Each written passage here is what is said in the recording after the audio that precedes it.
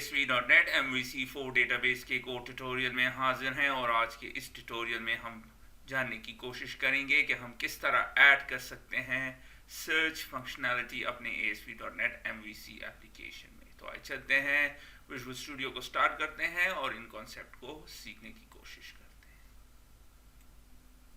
तो हम इस ट्यूटोरियल में उस एप्लीकेशन को यूज़ करेंगे जिसको हम यूज़ कर रहे हैं पिछले 3 ट्यूटोरियल से। तो रन कर देता हूं मैं इसको और आपके सामने ये एप्लीकेशन अभी स्टार्ट हो जाएगी। आपके सामने है। करंटली हम इसमें न्यू एम्प्लॉइज़ को ऐड कर सकते हैं, एडिट कर सकते हैं एम्प्लॉइज़ की डिटेल को। इसके अलावा उसकी डिटेल्स को भी चेक कर सकते हैं और डिलीट भी कर सकते हैं। अगर मैं इस स्टेज में चलूँ अपने इस डेटाबेस में और इस टेबल में मैं सेलेक्ट करूं तो आप देख रहे हैं करंटली हमारे पास 7 रोज़ हैं, लेकिन यहाँ पे 4 नज़र आ रही हैं और इसकी एक वजह है कि हम उन रोज़ को शो कर रहे हैं जिसमें इज एक्टिव ट्रू है। ये हमने पिछले ट्यूटोरियल में किया था। तो मैं आपको कोड दिखा देता हूं और ये हमें दिखा रहा है, आप देख रहे हैं ये code select star from employees where is active is 1। तो ये फिर हमें वो रिकॉर्ड शो करेगा जो जिसमें इज एक्टिव ट्रू है यानी 1 है, तो आपके सामने है, और दूसरे वाले आपको शो नहीं कर रहा। तो अब हमने क्या करना है, यहाँ पे एक सर्च टेक्स्ट बॉक्स ऐड करना है और इन सारे रिकॉर्ड को सर्च करना है। तो किस तरह करेंगे, बहुत आसान। क्लोज कर देते हैं और सबसे पहले हम अपने व्यू में, इंडेक्स व्यू में ऐड करते हैं एक डिव, सॉरी काफी नीचे हो गया, डिव, और फिर मैं यूजिंग, इसके बगैर ये काम नहीं करेगा, बिगिन फॉर्म, क्योंकि हमने पोस्ट करना है डेटा को। फिर एक पी टैग सर्च और इसके बाद एक टेक्स्ट बॉक्स, तो html.textbox, और फिर मैं उसको एक नाम देता हूँ और इस केस में मैं उसको नाम देता हूँ सर्च टेक्स्ट। आप कोई भी नाम दे सकते हैं। और इसके बाद मैं ऐड करता हूँ एक बटन कंट्रोल और उसका टाइप क्या होगा, सबमिट, और उसमें जो वैल्यू नजर आएगी या जो टेक्स्ट नजर आएगा उस बटन में वो सर्च। रन कर देते हैं इसको इस स्टेज में। तो आप देख रहे हैं टेक्स्ट बॉक्स ऐड हो गया, सर्च, और उसमें एक बटन जैसे कि हमने इसको दिया, और उसके अंदर जो वैल्यू है वो है सर्च। इस स्टेज पे मैं क्लिक करूंगा तो कुछ नहीं हो रहा, क्यों, इसलिए जब हम इसको क्लिक करते हैं तो HTTP पोस्ट का रिक्वेस्ट होता है और फिर जो भी यहाँ पे होगा वो रिटर्न होगा। तो करंटली HTTP पोस्ट इस पेज में नहीं है। मैं आपको दिखा देता हूँ, होम कंट्रोलर में चलते हैं, इंडेक्स में आप देख रहे हैं गेट का तो है, पोस्ट का नहीं है, तो ऐड कर देते हैं। सबसे पहले हम क्या करेंगे, हम लिखेंगे HTTP पोस्ट और फिर पब्लिक एक्शन रिजल्ट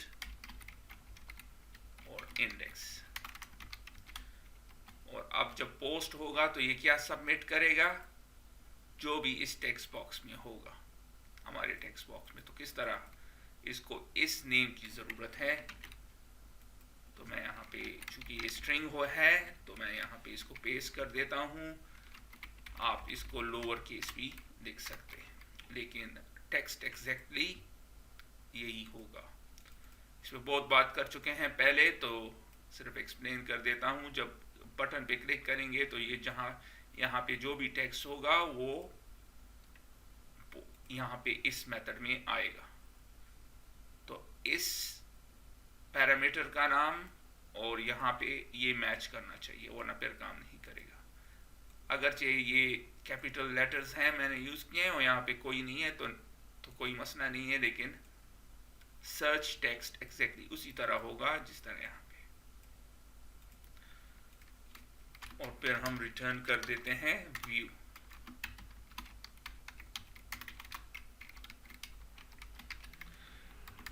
करंटली जब हम इसको ये टेक्स्ट दे देते हैं तो हम क्या चाहते हैं कि ये सर्च करे हमारे एम्प्लॉइज टेबल में और जो भी रिकॉर्ड मैच करे उसको रिटर्न करे। तो किस तरह करेंगे, एम्प्लॉय व्यू मॉडल, एम्प्लॉय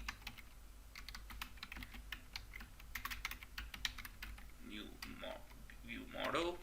हम ये सारा कोड यहाँ पे भी लिख सकते हैं, लेकिन हम चाहते हैं कि हम अपने व्यू मॉडल में इस कोड को लिखें, तो इसलिए मैंने ये डिक्लेयर किया ऑब्जेक्ट।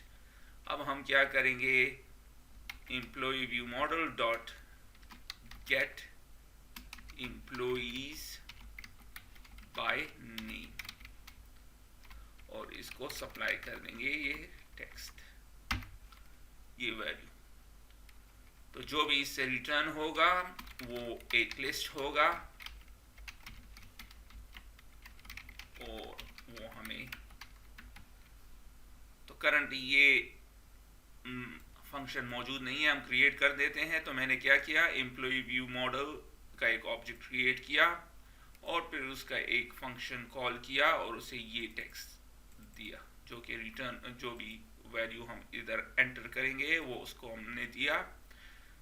जब ये फंक्शन रन होगा तो जो भी रिटर्न होगा वो होगा एक लिस्ट ऑफ एम्प्लॉई, और वो उसको यहाँ पे स्टोर कर देगा और हम उसको अपने व्यू में सप्लाई कर देंगे।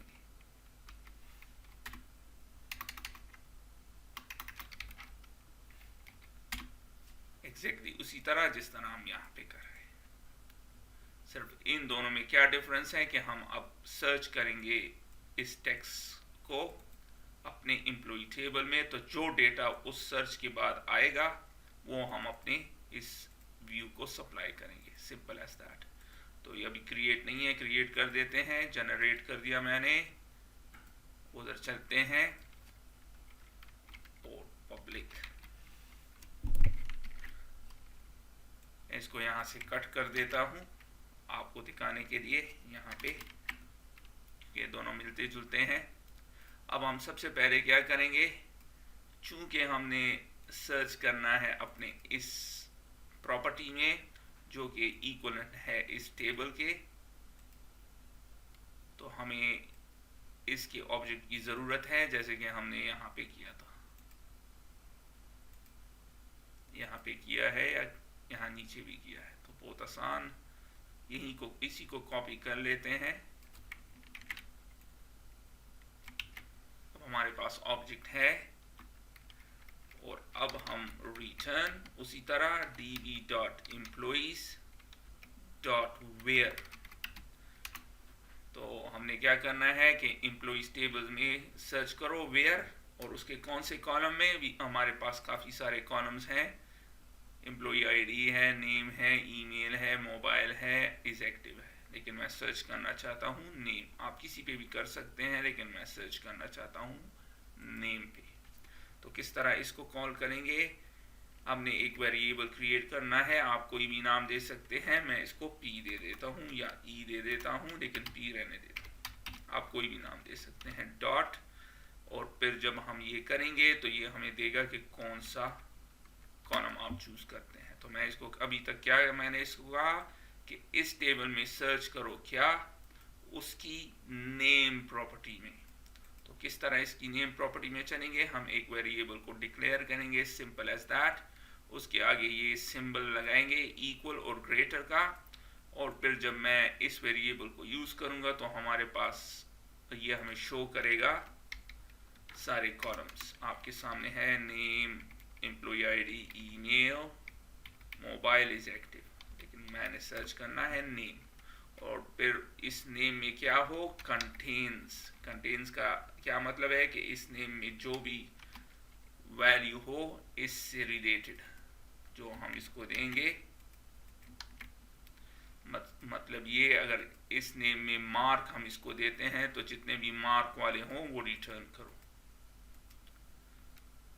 तो मार्क वाले रिटर्न करेगा, और जो भी वैल्यूज आएंगी उसको टू लिस्ट कर दे, लिस्ट में कन्वर्ट कर देंगे, जिस तरह हमने यहाँ पे किया है। तो जब लिस्ट में कन्वर्ट करेंगे तो ये क्या रिटर्न करेगा, लिस्ट ऑफ एम्प्लॉइज। तो मैंने क्या किया, अपने कॉन्टेक्स्ट क्लास का ऑब्जेक्ट क्रिएट किया, फिर हमने अपने क्यों क्रिएट करते हैं ऑब्जेक्ट, इसलिए क्रिएट करते हैं ताकि हमें इस टेबल में एक्सेस हो, हम डायरेक्टली नहीं कर सकते, ये स्टैटिक नहीं है, हमने ऑब्जेक्ट क्रिएट करना है, फिर उसके बाद हम डॉट एम्प्लॉइज को एक्सेस कर सकते हैं जैसे कि आप देख रहे हैं। फिर मैं इसमें सर्च करता हूँ वेयर, कि किस कॉलम में सर्च करो, नेम कॉलम में सर्च करो, ये वाला नेम है, और उसमें क्या हो, कंटेन्स, उसमें जो भी ये टेक्स्ट सर्च टेक्स्ट हम इसको देंगे वो करो, जो भी वैल्यूज आए उसको लिस्ट में कन्वर्ट कर दो। हम इसको इस तरह भी कर सकते थे क्वेरी के थ्रू, लेकिन ये बेहतर तरीका है, ये लिंक है, सिंपल है। थोड़ा सा जब आप इस पे यूज हो जाएंगे, तो आप बार बार करेंगे तो आपको फिर समझ में आएगी और ये ज्यादा आसान लगेगा। अब हमारे पास वैल्यू मौजूद है, रन करते हैं।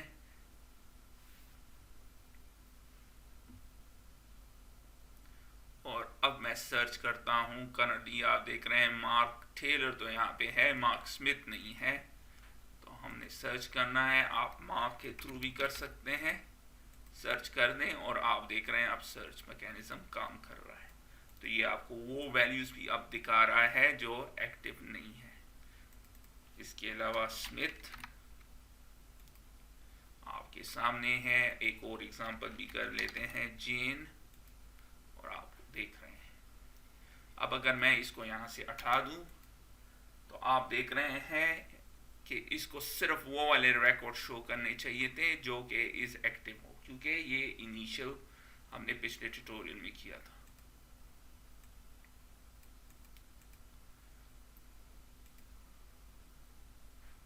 आप देख रहे हैं इसको ये शो करना चाहिए, क्यों, जब लोड होता है तो ये गेट रिक्वेस्ट होती है, और जब हम बटन क्लिक करते हैं तो पोस्ट रिक्वेस्ट होती है।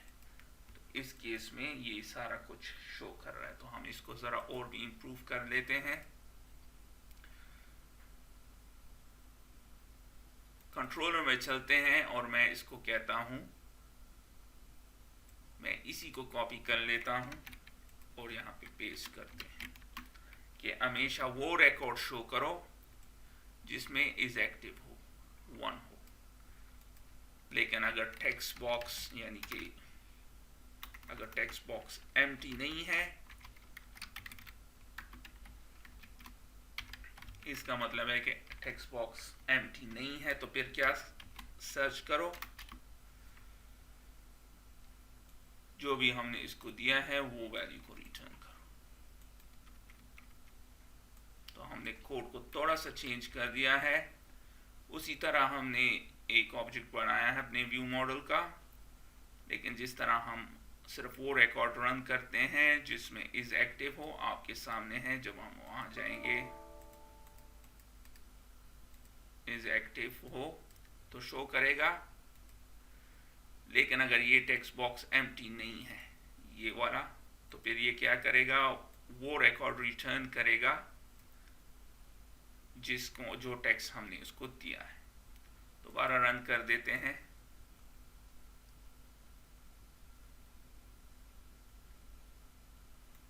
दोबारा स्मिथ, तो आप देख रहे हैं मार्क स्मिथ को रिटर्न किया जैसे कि पहले कर रहा था, और मार्क, और आपके सामने है। अब जब मैं इसको क्लियर करूंगा तो ये सिर्फ वो रिटर्न करेगा जो कि इज एक्टिव है आपके सामने।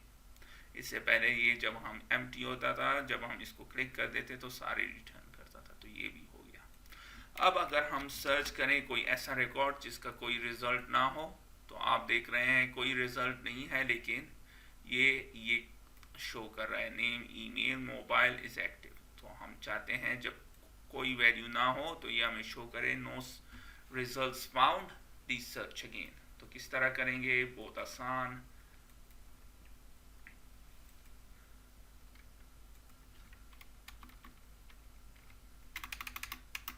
यहाँ पे मैं एक व्यू डेटा की प्रॉपर्टी डिफाइन कर देता हूँ, व्यू डेटा। आप व्यू बैक को भी यूज कर सकते हैं, टोटल रिटर्न, कुछ भी आप नाम इसको दे सकते हैं। टोटल रिटर्न क्या है, हम चाहते हैं कि यहाँ से या इससे कितने वैल्यूज या कितने रोज रिटर्न हुए हैं। तो हम उसको किस तरह काउंट कर सकते हैं, सिर्फ इस ऑब्जेक्ट का नाम और डॉट काउंट। तो अब हमारे पास तादाद होगी और हम यहाँ पे क्या करेंगे,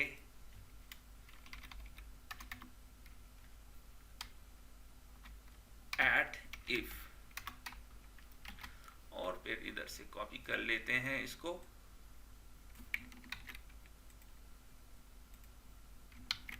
is greater than 0।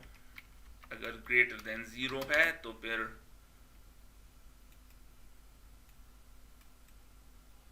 Data show करो, else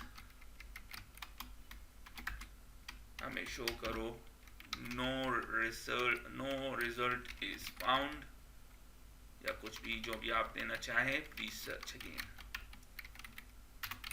search again, simple as that. और करंटली आप देख रहे हैं ये एरर दे रहा है, क्यों? क्योंकि ये इंटीजर में नहीं है, इंटीजर के साथ कंपेयर कर रहा है, लेकिन ये इंटीजर में नहीं है। तो हम इसको कन्वर्ट कर देते हैं जिस तरह हम C# में करते हैं, convert dot int, simple as that. तो अब मैं रन कर देता हूं,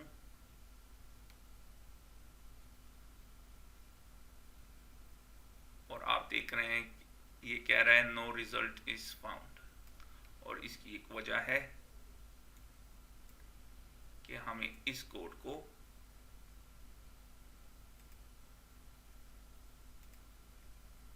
इसको यहां पे भी देना चाहिए।